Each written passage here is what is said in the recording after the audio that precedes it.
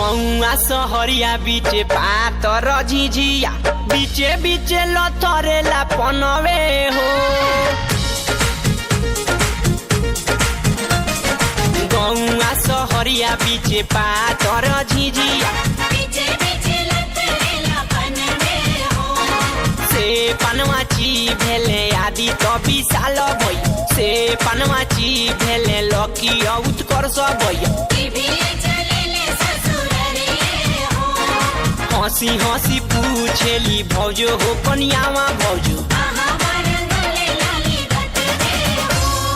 तोरा नई हरवा धनु मोरा ससुररिया साली सरहज रंगे लाली दोतवे हो गौआ सहरिया बीचे पातर झिझिया बीचे बीचे लथरेला पनवे हो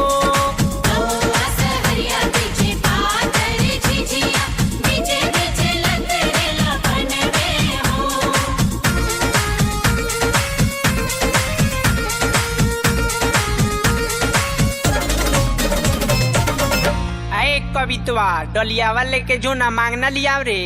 अब कितना गईबा सन अभी 10 दुआरी जाए के बा सांझ के रामायणो देखे जाए के बा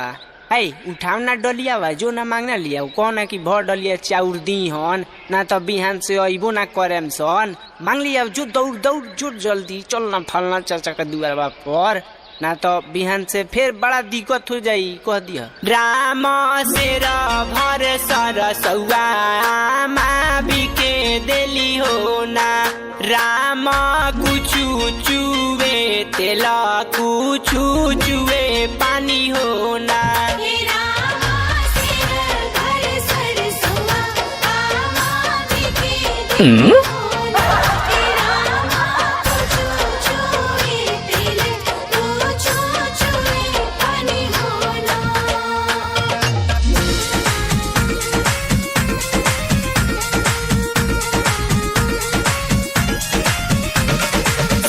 का दुवरिया झिझिया जगमग करे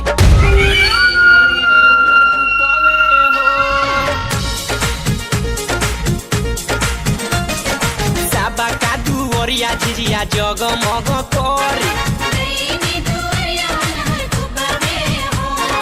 कईबे तो को डैनी को तारा मछरिया ओझा जी के सोझा जनी पड़ी है नजरिया उड़ी उड़ी सुगावा कदम डाली बैठे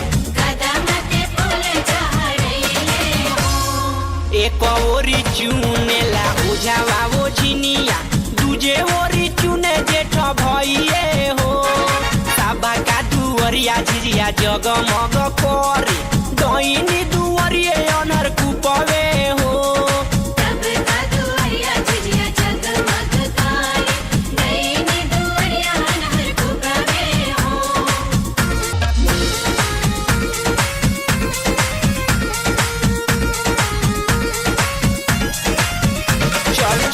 चल रे डैनी अपन बेटावा खोई है अपन भातारा खोई है चल रे डैनी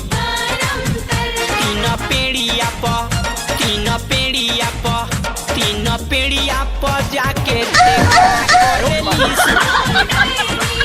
साथे लो